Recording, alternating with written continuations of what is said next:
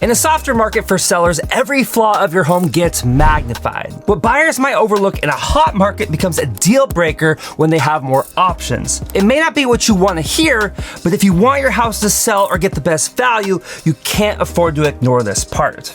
Up until now, we focused on the parts of your house that catch the eye, the paint colors, the landscaping, and the staging. And that's been time well spent because those details shape the first impressions buyers get. But if you stop at appearances, you miss the bigger picture. Buyers don't just want a home that looks good, they want one that holds up. Here's how their focus changes.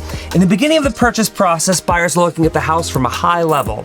The nicer, the cleaner, and the more move-in ready your house looks, the more offers you get. But as you move deeper down the rabbit hole, the pretty things take a back seat and the bones become critical. Inspections, appraisals, and insurance reports put every major system under a microscope. And at that stage, it's no longer about fresh paint or carpet, it's about whether the house is a good value. This is where sellers get caught off guard. They pour their money into upgrades that shine, like kitchens and decks and new flooring, but ignore what I call defensive ROI. These are the unglamorous systems: the roof, the furnace, the plumbing, the electrical.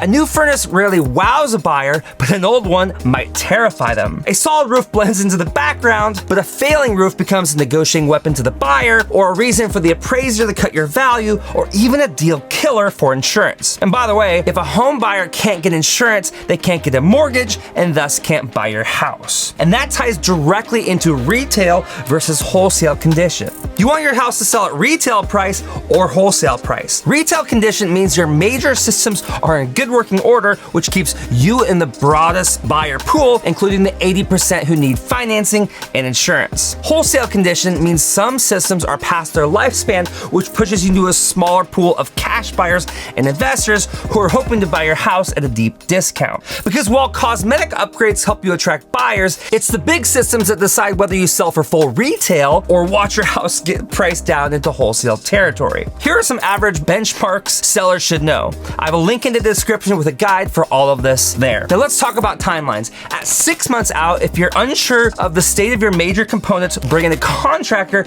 in that field to evaluate the condition. It's always a good idea to get multiple bids unless the contractor you're getting a bid from has a killer reputation. 3 months out, schedule contractors for roof, HVAC. Remember, good contractors are booked out. And 1 month out, gather service logs, warranties, and receipts. These will help reassure nervous buyers. Remember, it's not always about the buyer, it's the buyer's lender or insurance that can kill deals if they aren't addressed. Next, let's talk about health factor.